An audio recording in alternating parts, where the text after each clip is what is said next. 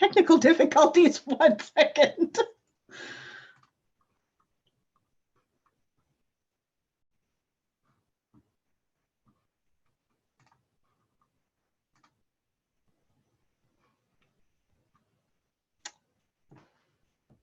Come on.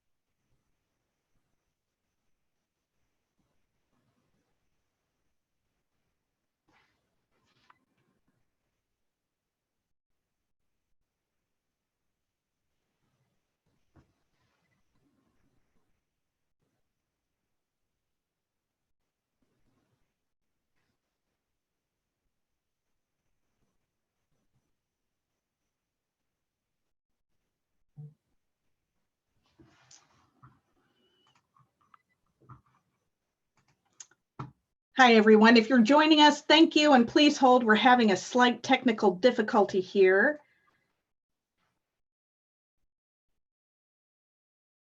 My colleague Tess is troubleshooting. Okay. So professional. Okay, so, well, hi, everyone. Here's this. And here's me. Hi, my name is Catherine Hecht. I'm the Executive Director of the Alexander Valley Film Society. Welcome to Focus On.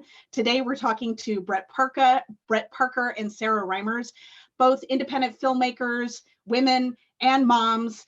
Happy Mother's Day. Thank you to everybody who's taking some time out today to either chat with us or follow along on the conversation.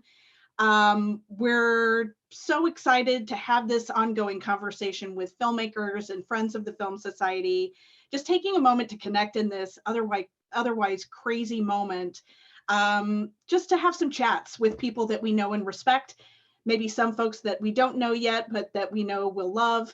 Either way, we're just happy to have you all here. So without further ado, before I introduce my guest, just so you know, if you're in the web environment with us, the webinar environment, we have the polling set up and Q&As available for you. I also have a chat feature, which I'll be aggregating from Facebook, YouTube, and Twitch. So if you have questions, send them my way. We're going to run a tighter program today, so I may not get to all of your questions, but do go ahead and send them. And if we don't get to them, I'll pass them on and maybe we'll post them later down the road. So without further ado, I'm so excited to welcome our guests today, Bret Parker and Sarah Reimers. Hello, welcome, welcome. Hello. Hi, thanks for having Happy me. Mother's Day. Happy Mother's Day, everybody. It's all a little bit of how the sausage gets made. I feel like, you know, as an educational institution, in some respects, we have to let that happen.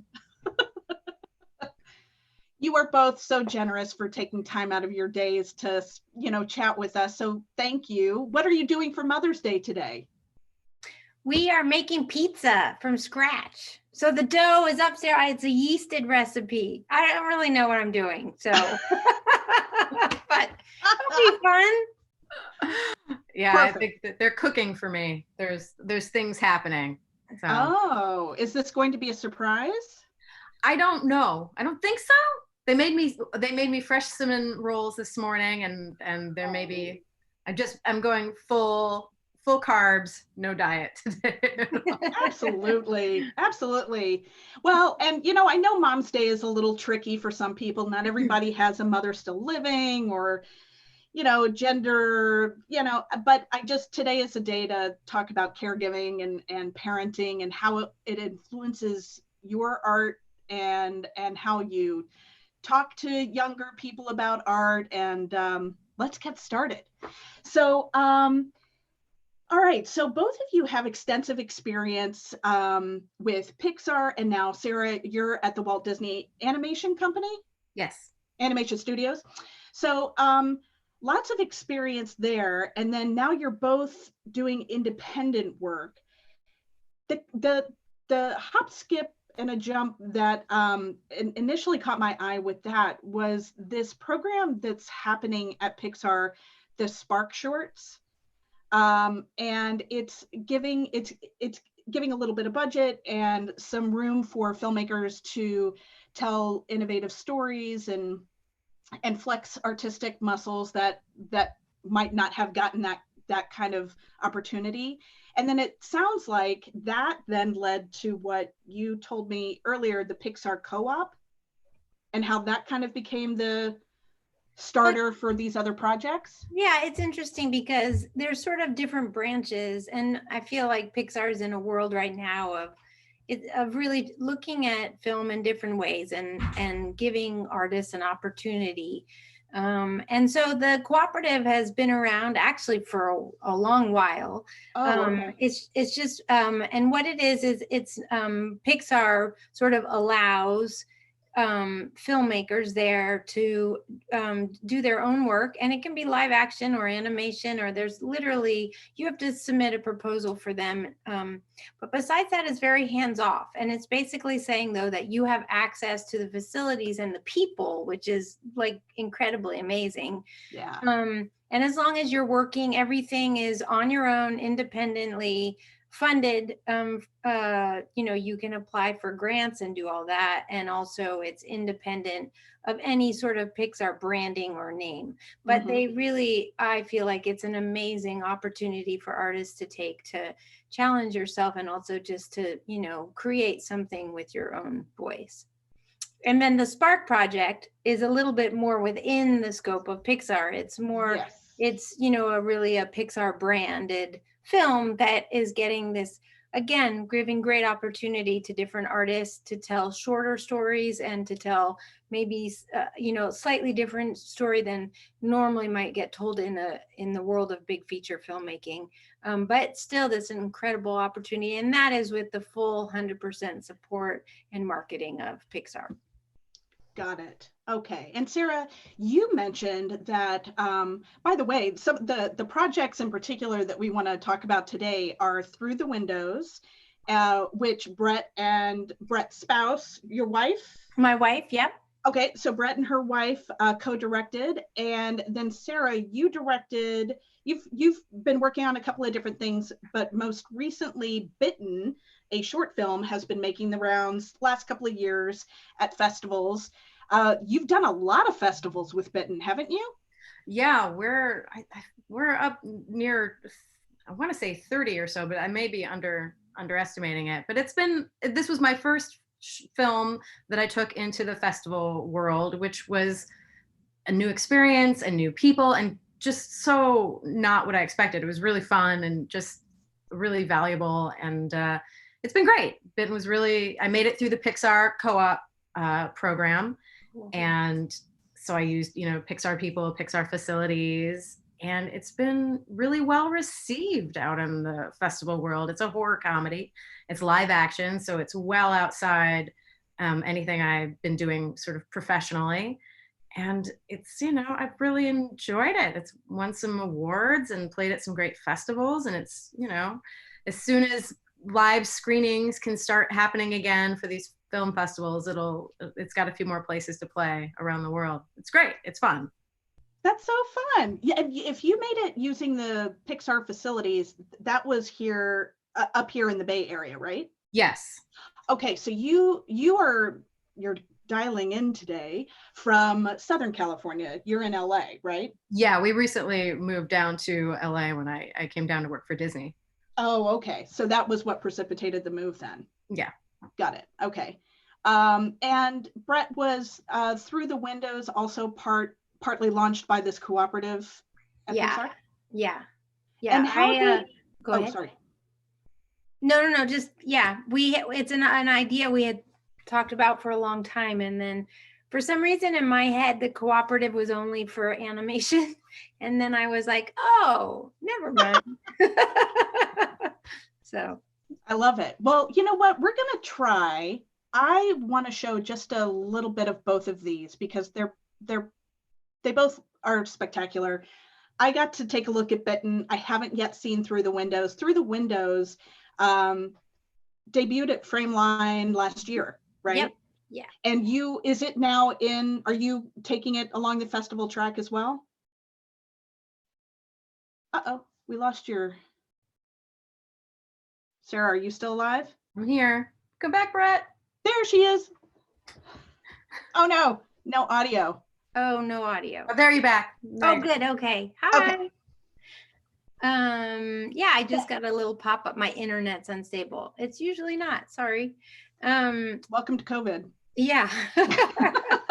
Depends on how many millions of people around you are also on the internet at the Yes, same well, this webinar, there are like 5 billion people watching it right now. So Perfect. Perfect.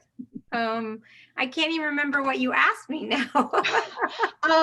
Festival. So through the windows. Yeah, so we sort of wrapped that up, and we're already looking to get it into streaming and or just other platforms, KQED. It's sort of a perfect kind of broadcast length, so we're really hoping to kind of get it in that circuit too. Okay, well, yeah, let's take a quick look, and we're gonna let this be really messy here. Let's take a look at Bitten first.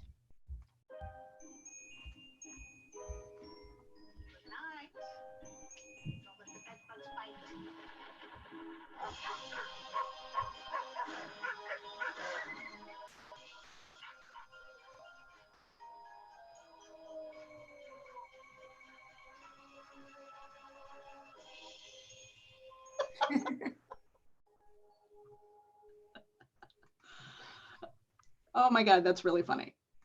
That is a very well edited trailer too, by the way, I think. Oh, okay, let's pop over here and take a look at Through the Windows. It's interesting. I think as soon as we hit play on this, people are going to know what the kind of content we're talking about. Yeah.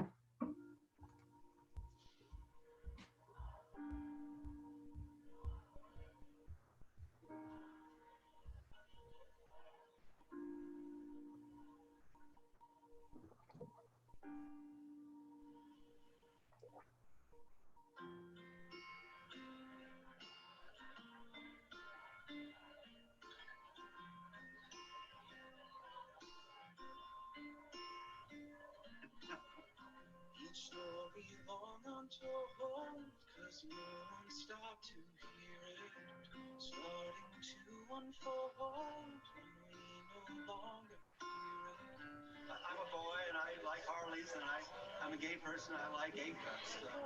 In the 70s in San Francisco, it was a blast. That's it, it was fun. It was like being a kid in a toy store. Here we are together, standing 100 strong. You could just walk down the street and find your little number for the night. When there were I know that's an awkward cut, but yeah, I can't wait to see that.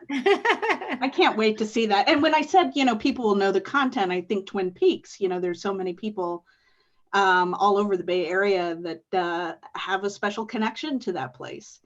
And so I'm glad you told that story. I can't wait to see it. Oh, thank you.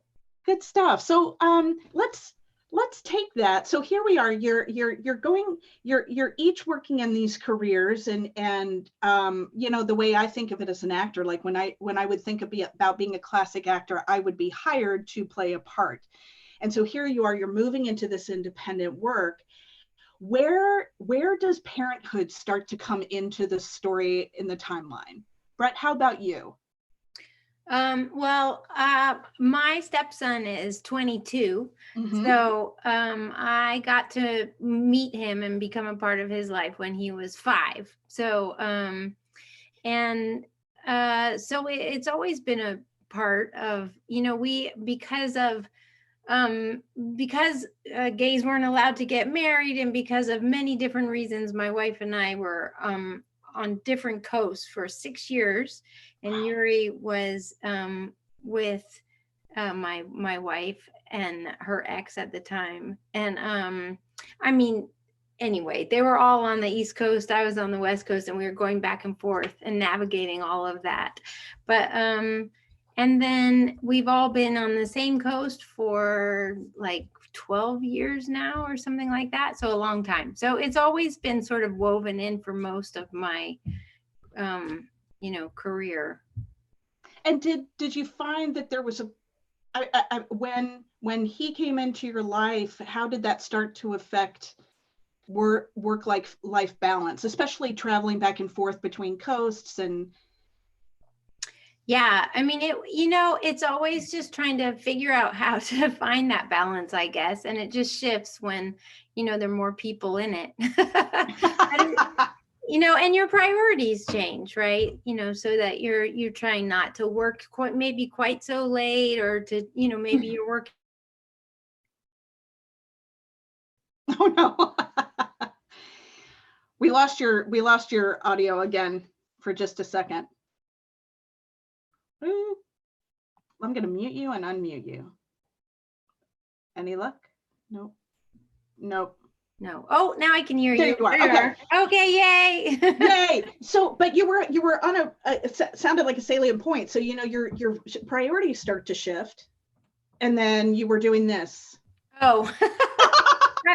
I was just saying you have to sort of shimmy timelines and, along with that, and figuring out like how to sort of, I think, stay flexible basically, so that you can kind of figure out how to carve that balance between work and family. Interesting. Sarah, your kiddo is younger, much younger. Yeah. And so this has been kind of a recent shift for you. What has that been like since? Is it your daughter?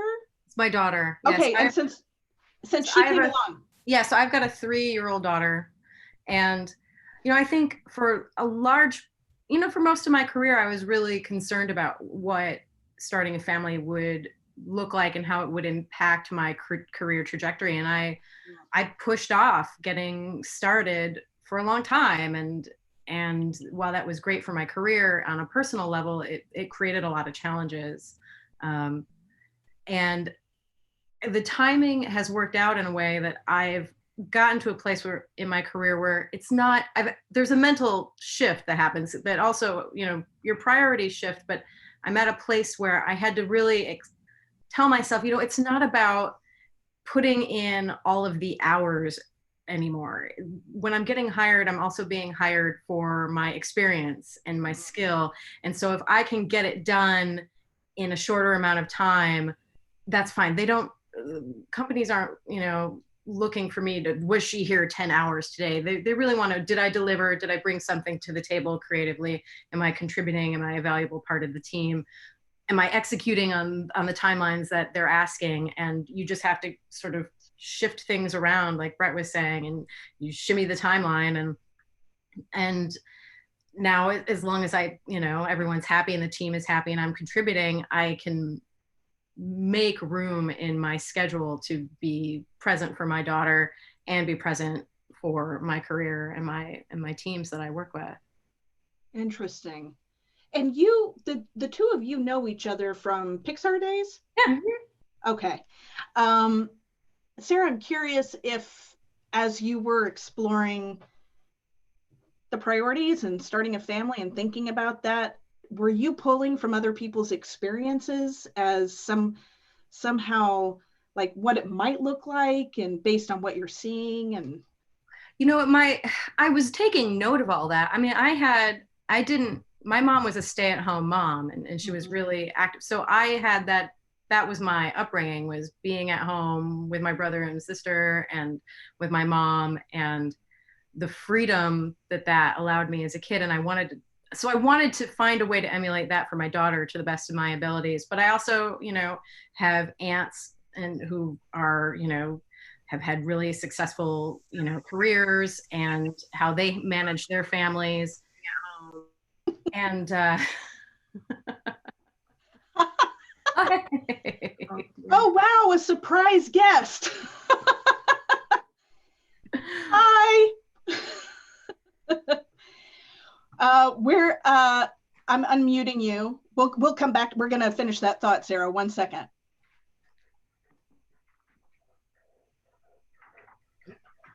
Well, I tell you what, while our surprise guest, who is Erica Milsom, whom I did not expect to be on screen with us, and her mother, Lemerle. Hello, happy Mother's Day. Thank you. Hello.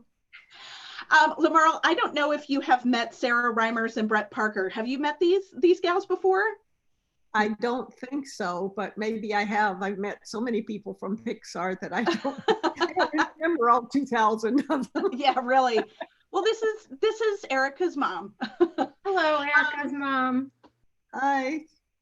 Lemerle, we were just Sarah and I were just talking about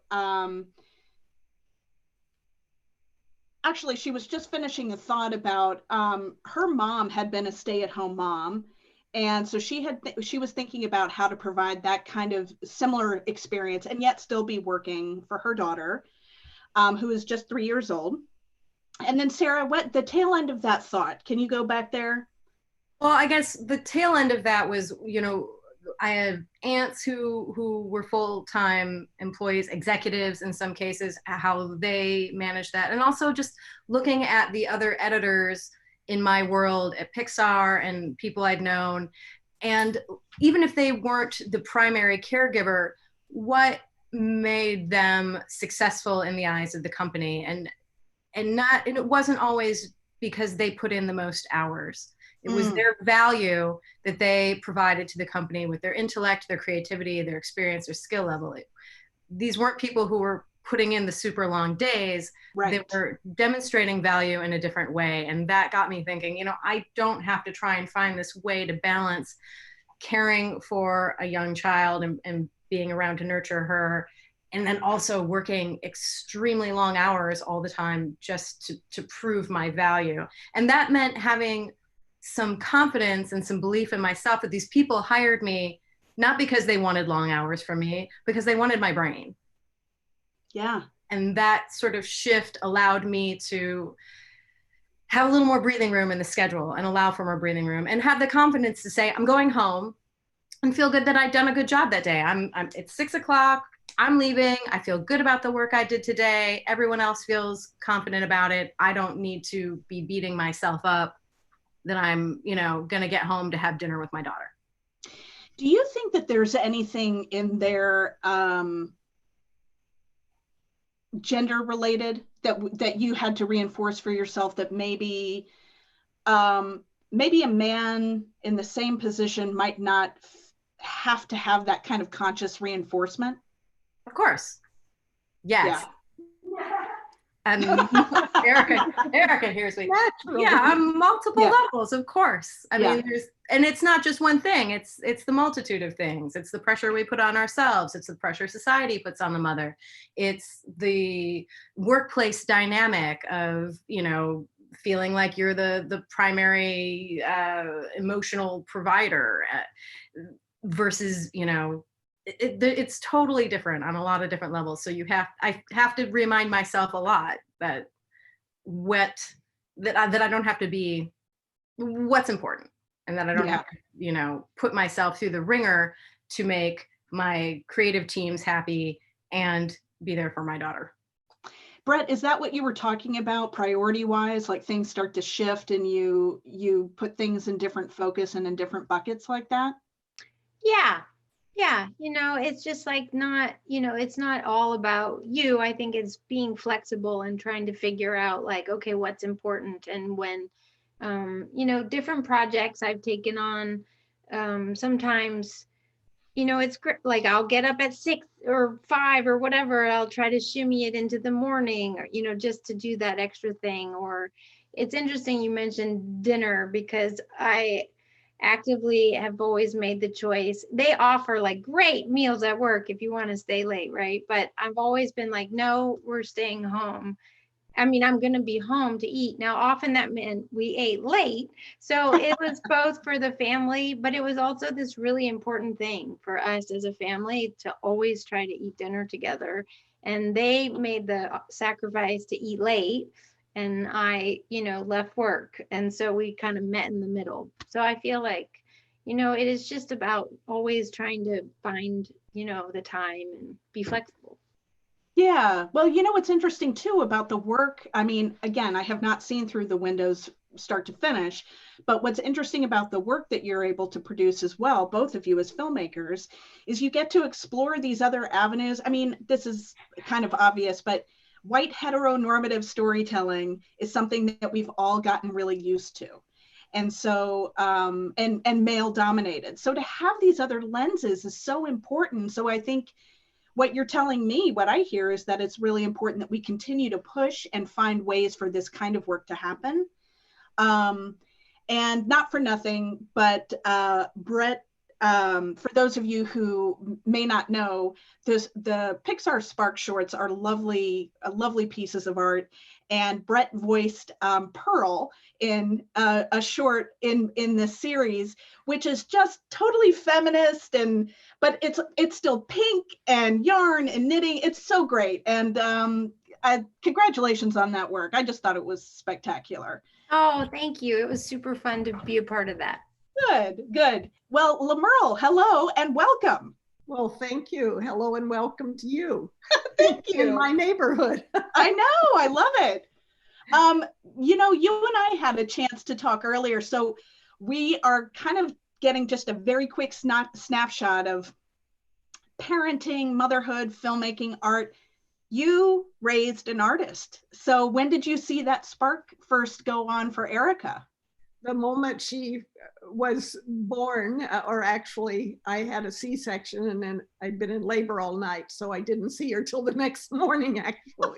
But it was, she has always been so creative. I let her roll across the carpet when she was 6 months old and wad up the newspaper and play. And she and her brother, who was only 13 months younger, played together while they were young because we lived in a small town and they were the companions. So they played and made things out of boxes, and we had creative playthings back then. You may not be familiar with them, you're too young.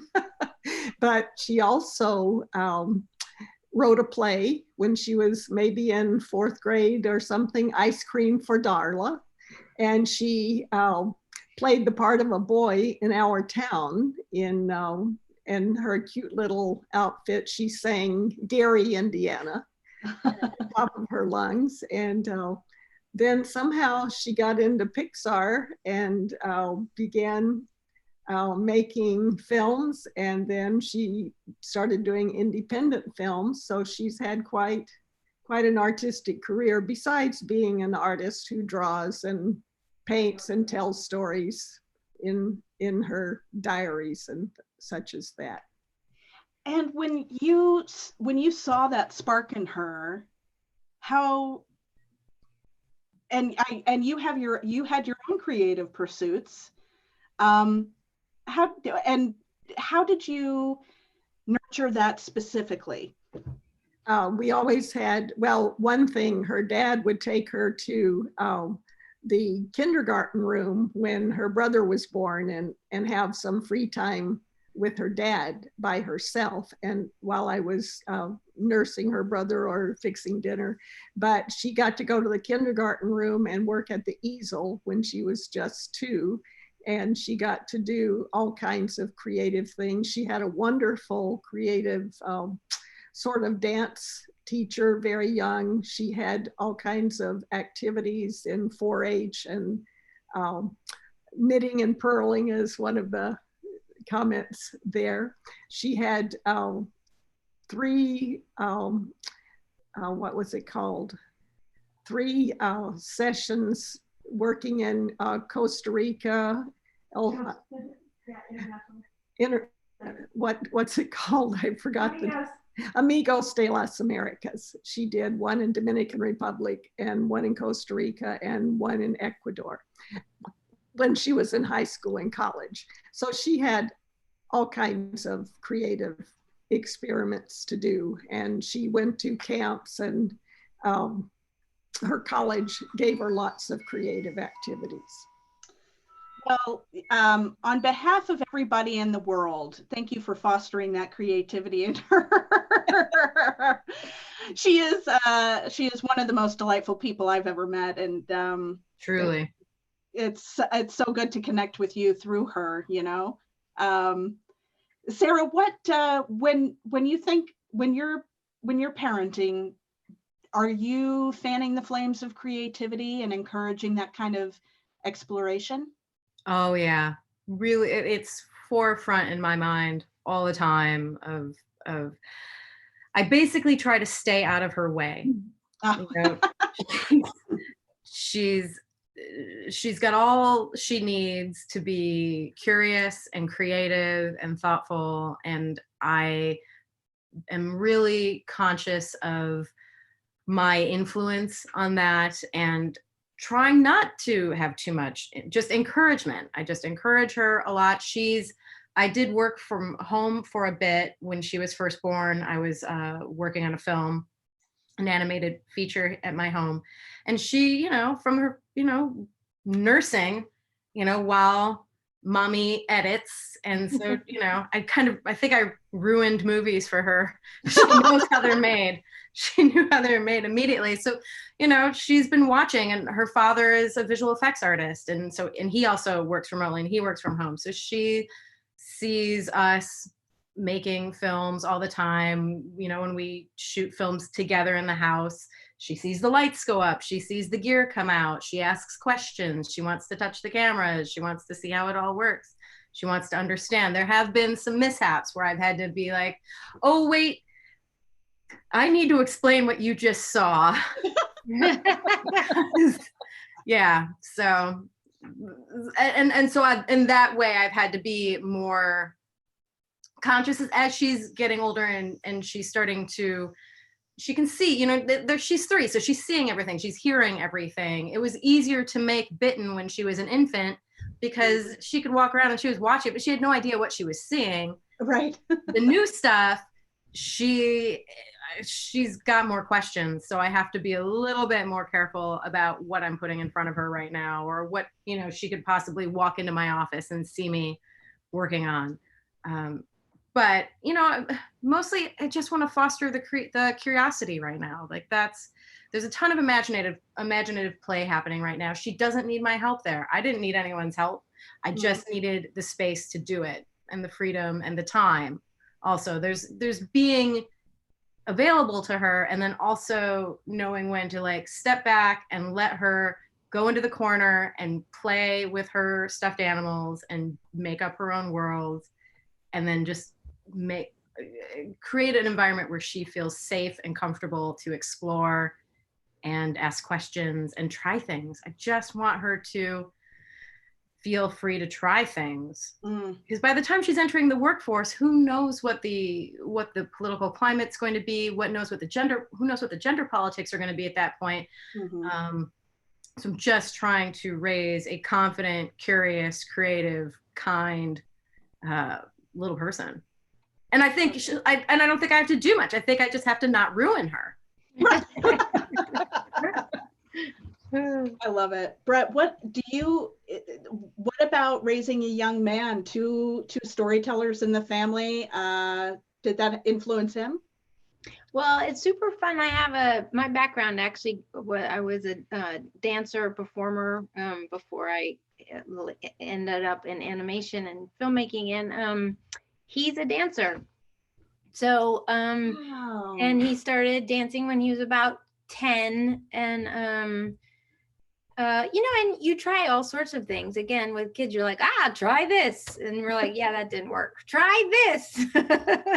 And I do think that, we first thought of ballet because I had started in ballet, and he's actually, he's stuck here with us right now, but he was in Michigan dancing with a company there, and then next year we'll be moving to Columbus, Ohio, and dancing with a company there. So he's, following his dreams as a dancer and a performer, and it's really exciting. We have a question here, and I'm mindful of time. We're going to extend for just a few minutes to make up for our sausage delayed start. But we have a question here that is asking about balancing work and children. Would you recommend to younger not younger, but to women considering starting families, do you think that putting career before family is something you'd recommend? Is it something that you just kind of organically lived and now have experience with that? What do you think about that? Me? Are you asking? Sure, Bret. Oh, okay. I'm like, I don't know. Who's, I know we're all on different squares. Right. You know, I think it's a tricky question, to be honest. For me, wouldn't ever say, oh, I recommend you put your career first, right?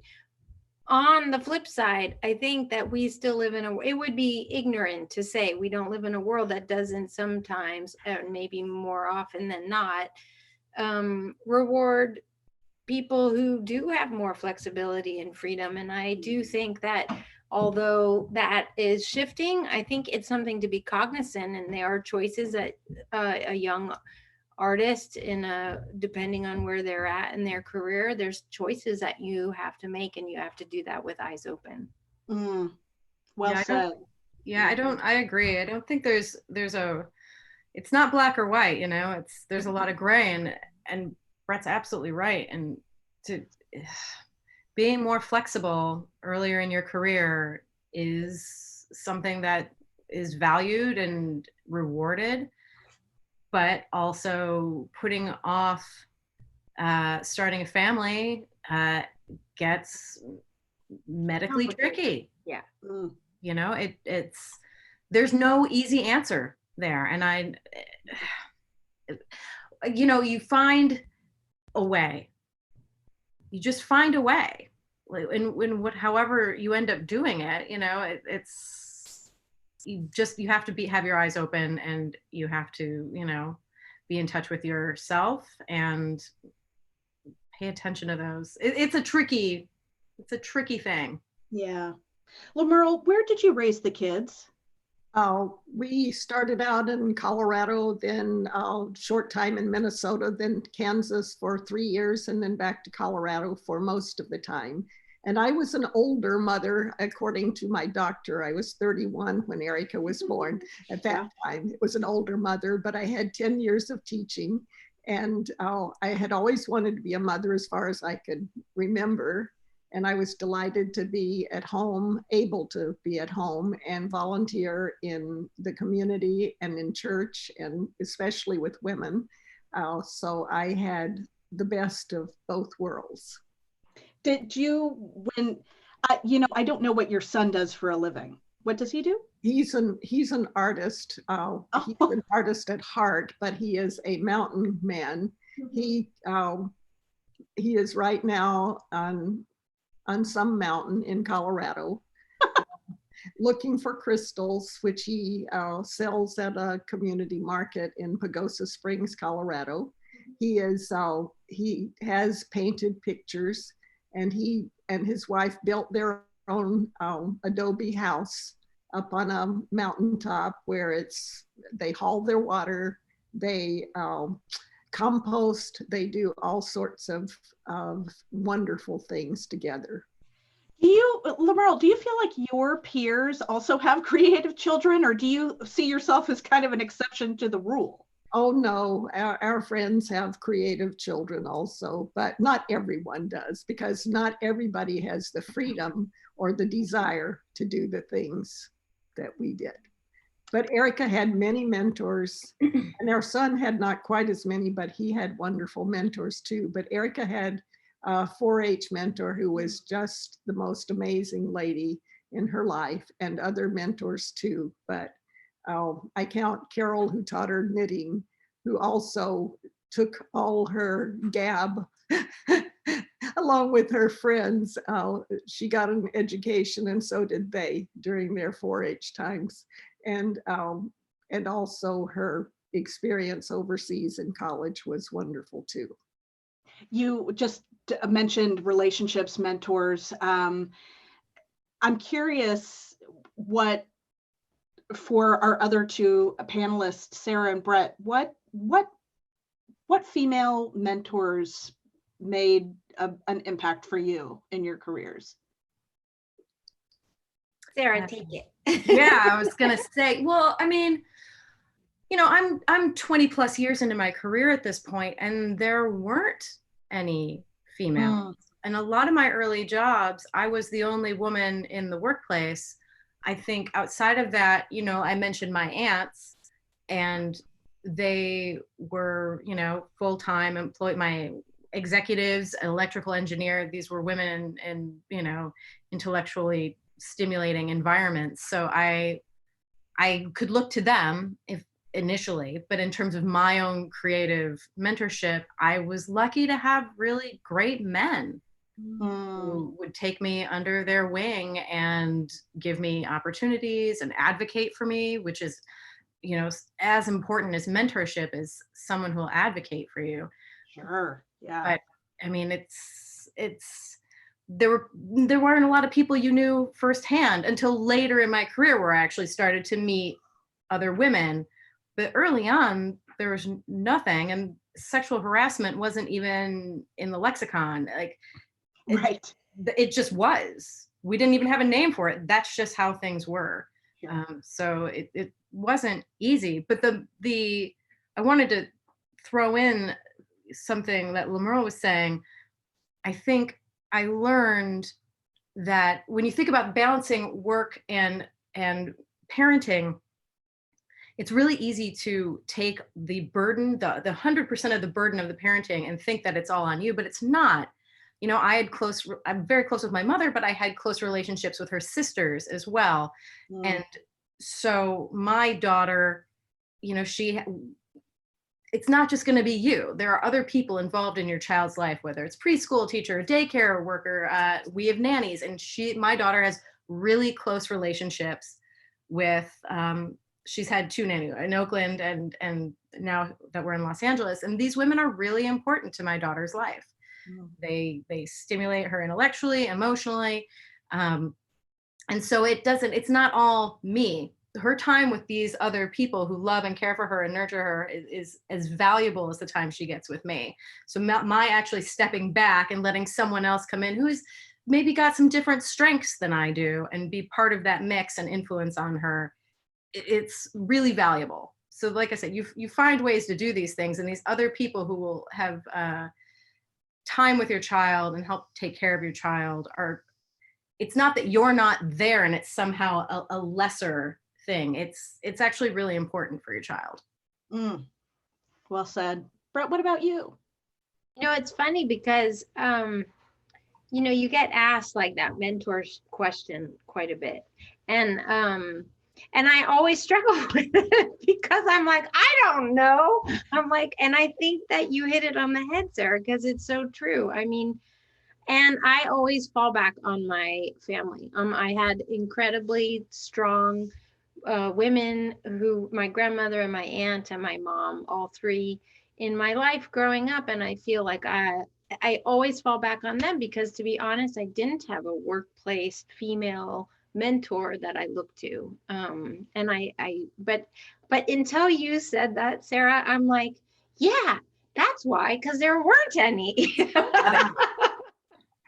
I always feel like crap. Why didn't I have any, you know?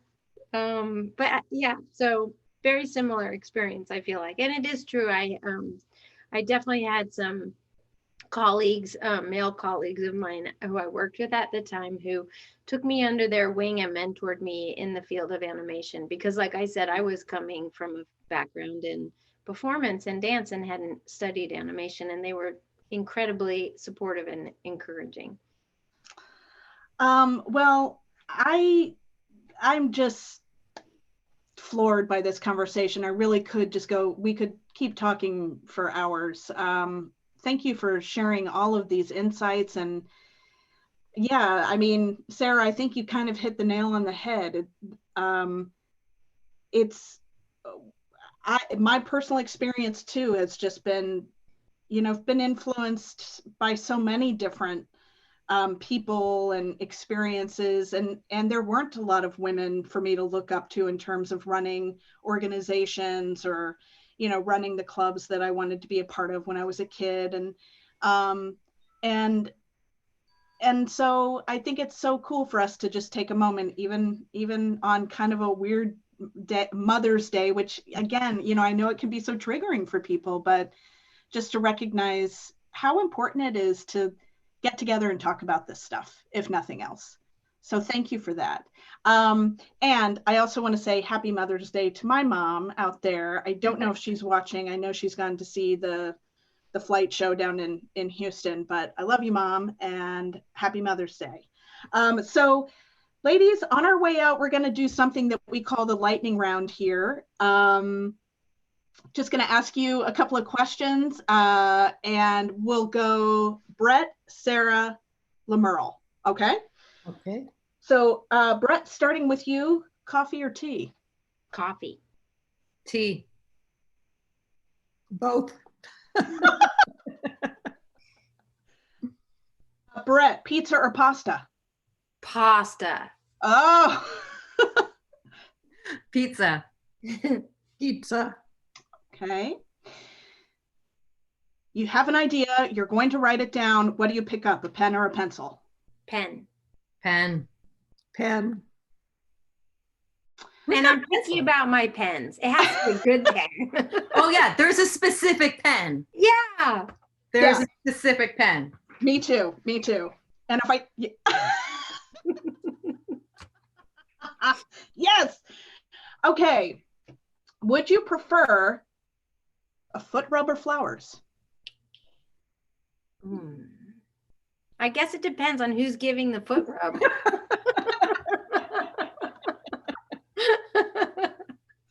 Fair enough. Sara, foot rub or flowers? I mean, I'll take a foot rub from anybody. For real. I would also. And finally, if you could give a shout out to somebody who might be looking up to you, is there somebody in your life that you're mentoring right now, or maybe your kiddo? Sara, is there somebody you'd like to say hey to, or just say a general vague? Oh, I mean, yeah, just the general, any of my friends who are here. Hi. I miss you guys. Oh. Bret, how about you? Anything you'd like to say? I guess I would just encourage women who are, maybe younger in their careers or entering the arts to really follow your passion and go for it. If you want to do it, go for it. And I really do feel like we can find ways to reach our dreams and make things happen, and don't let anything sort of get in your way of that. Yeah. People are listening right now. It's a good time to start speaking up and have some faith in your voice, because people are paying attention and they want to hear what you have to say. Lemerle, how about you? I suppose it would be encouraging my 2 surviving sisters. There were 5 sisters in my family, and the 2 both have health issues that are quite severe. And I just try to keep a cheerful relationship with them, so we can have a lot of fun talking to each other, and rather than just dwelling on the problems in life. Yeah, here's to healthy communication and health, good health, and patience and tolerance. So again, thank you all. I feel my cup is so full. So thank you so much for coming out and being with us, or coming in and being with, I don't know. This has been a tremendous time and chat. So for those of you who are joining us next week, we are going to be doing something a little different. We're going to watch The Story of Plastic, which is a brand new documentary that dropped on April 22nd.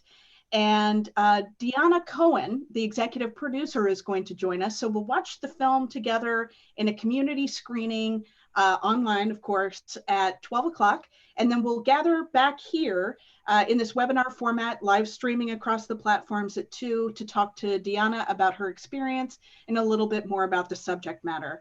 So before we go, thank you again to all of our panelists for joining us. Happiest of Mother's Day to you all. And stay safe, stay sane, and stay connected. Thank you so much for coming out today. Thanks you for having so me, much. Catherine. Blessings. Thank you. Good seeing everybody. Yay!